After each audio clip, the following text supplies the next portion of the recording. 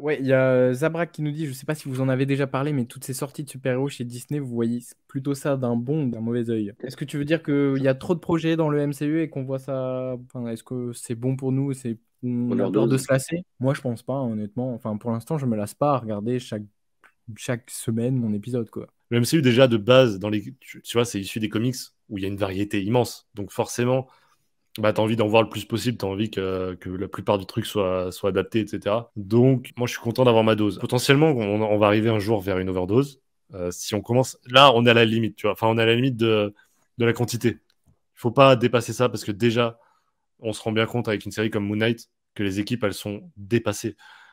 Quand les équipes des effets spéciaux, ils sont le même nombre hein, que sur un gros film, mais qui doivent traiter de 3 films par an et 5 séries, les pauvres, stop peut-être, parce que du coup, bah, t'as peur que ça soit bâclé. En fait, c'est plus ça, j'ai pas Mm. peur de moi, de ce que je vais ressentir moi, mais je pense qu'on va arriver à un moment où la quantité va dépasser la qualité, et là, ce sera problématique. Je suis d'accord, il y a beaucoup de sorties, mais en plus de ça, c'est de moins en moins, enfin, c'est de plus en plus décousu, c'est de moins en moins cohérent entre chaque série ou chaque film. C'est pas trop, on dirait ils vont de film par film Marvel, alors que Mm. normalement ils sont censés se, je crois que Kevin Feige et ses équipes ils se sont réunis récemment là, ils ont fait une réunion pour parler des 5 ou 10 prochaines années, mais j'ai l'impression que bah, on les voit pas trop, c'est bien.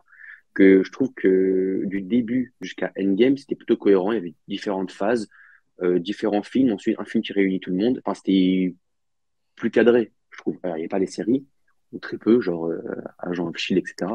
Et là, il bombarde de séries, mais il faut que ce soit quand même lié au film. Donc c'est peut-être là où je rejoins peut-être Zabrak qui dit est-ce que je vois ça d'un mauvais œil?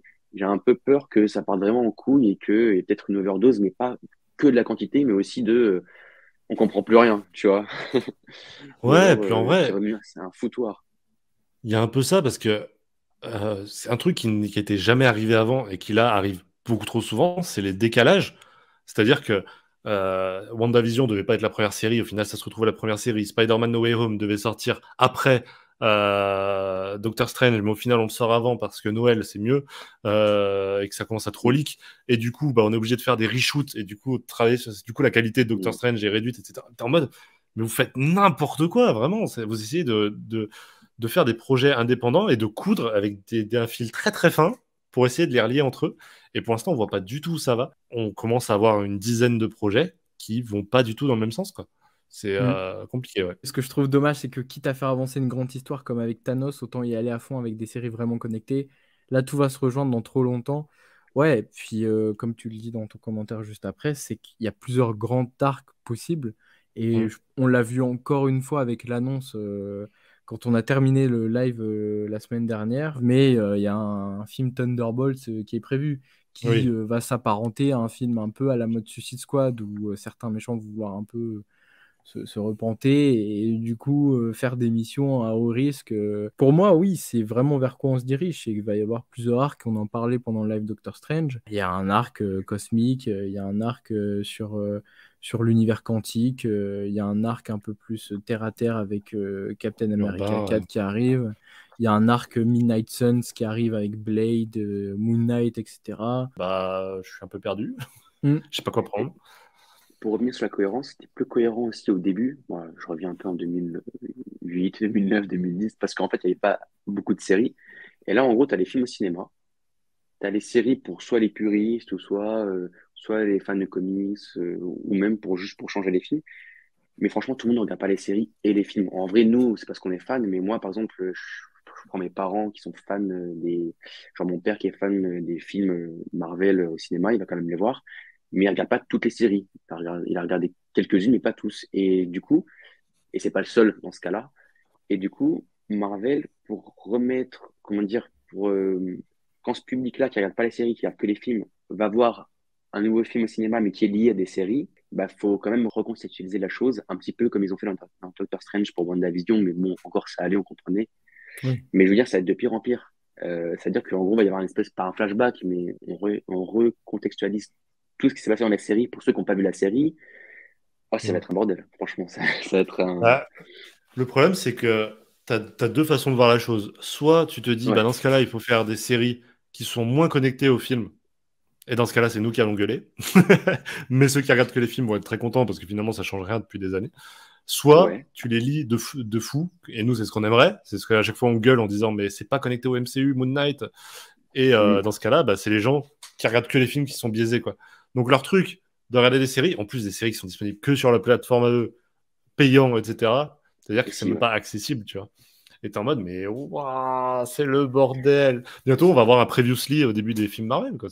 Ouais. Ou alors, tu fais que des séries qui sont connectées entre elles, mais pas au film. Un deuxième, ouais, c'est compliqué. Hein. Ou alors, tu fais quand même des séries qui sont connectées bien au film, et très bien au film, mais t'en fais un petit peu moins de séries pour que les gens, les grands publics, on va dire, se perdent un peu moins. Mais à ce moment-là, elles sont de meilleure qualité. En fait, je sais pas. Mais c'est ce là, qu'il faudrait. Ce qu'ils auraient dû faire en série, peut-être privilégier un peu le côté urbain avec des Moon Knight, des Daredevil, etc. Et en qui leur coûte film, moins cher. exactement. Et en film, se concentrer sur d'autres choses. Mais je pense notamment au film Thunderbolts. La moitié des Thunderbolts qui pourront apparaître dans l'équipe, je pense à US Agent par exemple, c'est des personnages qui sont introduits dans les séries. C'est pas exactement ça, quoi. C'est pas une Suicide Squad. Or certes, il y a des aspects qui se rejoignent, mais pour moi, c'est pas. En fait, le problème, c'est ça. que tu prends Thunderbolts, tu mets le ton MCU, ça donne forcément Suicide Squad. C'est-à-dire que pour moi, Thunderbolt peut pas être adapté au MCU dans le ton tel quel des comics. C'est impossible, ils le feront pas. Donc tu vas tomber dans un Suicide Squad, et pas le Suicide Squad de James Gunn super bien réalisé parce que James Gunn est un génie, mais le Suicide Squad d'avant. Il reste quoi comme série là arrivé? Il y a juste après il y aura l'épisode spécial Werewolf by Night, il y a Groot qui arrive en août et l'Holidays Special de Guardian, mais il n'y a pas d'autres séries, je crois, qui doivent arriver en 2022 là en fin d'année. Bah She-Hulk. Ah mais après She-Hulk, genre septembre-octobre, il n'y aura rien. Regardez vite fait là. Ouais, je crois pas. C'est vrai que ça m'intrigue. Parce que Armor Wars, c'est pas encore. Bah après, on va avoir plus d'infos lors de la D23. Ah oui, non. Oui, il y a Echo. Là, j'ai vu un truc. Pardon. Après, il y a une série Wonder Man aussi qui est prévue. Wonder Man. Ah oui, c'est vrai. Ouais, j'ai vu Iron Heart. Iron Heart, ouais, c'est déjà annoncé. Iron Mais Wonder Man a été annoncé cette semaine. Okay. Une série un peu comique aussi, apparemment, visiblement, comme She-Hulk. Et qui parlerait du personnage de Wonder Man, qui au départ est un vilain de l'univers des Avengers et qui se repentit plus tard pour devenir un Avengers lui aussi. Pour moi, Thor, pareil, je pense pas que ça va... Si, ils vont annoncer un gros film, je pense, en mode la guerre contre Kang, et voilà. Un film qui s'appelle The Conqueror, et voilà, tu te démerdes. Secret Wars. Secret Wars. Ouais, bah alors, s'ils font Secret Wars en plein milieu du... non, ça va être... Secret Wars, c'est prévu ou pas? Ça va être un enfer. Je regarde là. C'est pas encore prévu, mais il y a énormément de personnes qui y pensent. Et juste, il y avait les Russo qui avaient dit, je crois, que s'ils voulaient revenir pour un film Marvel, ce serait pour adapter Secret Wars. Ça peut être pas mal. Toujours plus gros, de toute façon. Ils peuvent pas... De toute façon, au bout d'un moment, tu peux pas faire plus gros. Hein. Après, en fait, le problème, c'est ça, c'est qu'ils escaladent tellement qu'au bout d'un moment, tu peux aller jusqu'où, quoi. Ouais, New Avengers et Young Avengers, pour moi, prévu. Ouais. Dark Avengers, machin. Bah, il y a déjà les Thunderbolts, donc les Dark Avengers, je pense que c'est Reddit. Avec Norman Osborn. Sauf si voilà, ils amènent Norman Osborn, mais à mon avis. Le professeur Fox qui nous dit que ce qui lui hype le plus, c'est Kate et Yelena qui reprennent la baraque, et on est d'accord parce que pour moi, c'est la meilleure. La phase urbaine, du coup. Moi, c'est clairement la phase urbaine aussi, parce qu'il y a Kate, il y a Yelena, il y a Cox qui reprend son Daredevil. A priori, Vincent D'Onofrio qui revient aussi en Caïd. Ouais, la phase urbaine, elle est bien plus hypante. Pour l'instant, pas trop de nouvelles. Pour l'instant.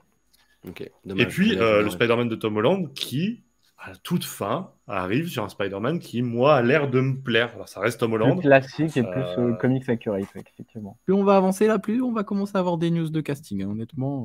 Ouais. Il y aura déjà les 4 Fantastiques, je pense. Ouais, j'allais dire déjà, donne-nous les 4 Fantastiques. Les 4 Fantastiques à partir de septembre, parce qu'on sait que visiblement, c'est pas la priorité de Marvel de recruter un réalisateur, ou en tout cas d'annoncer un réalisateur. Faut dire que Del Toro il vient de sortir une série sur Netflix, donc il peut pas tout faire. Pardon. On verra. En tout cas, merci d'avoir été là pour ce live. On se retrouve du coup sur la chaîne de mes compères. Il y a bien sûr le lien dans la description. Vous pouvez y aller tout de suite si vous n'êtes toujours pas abonné. Allez, bonne soirée. Ciao, Ciao tout le ciao. monde.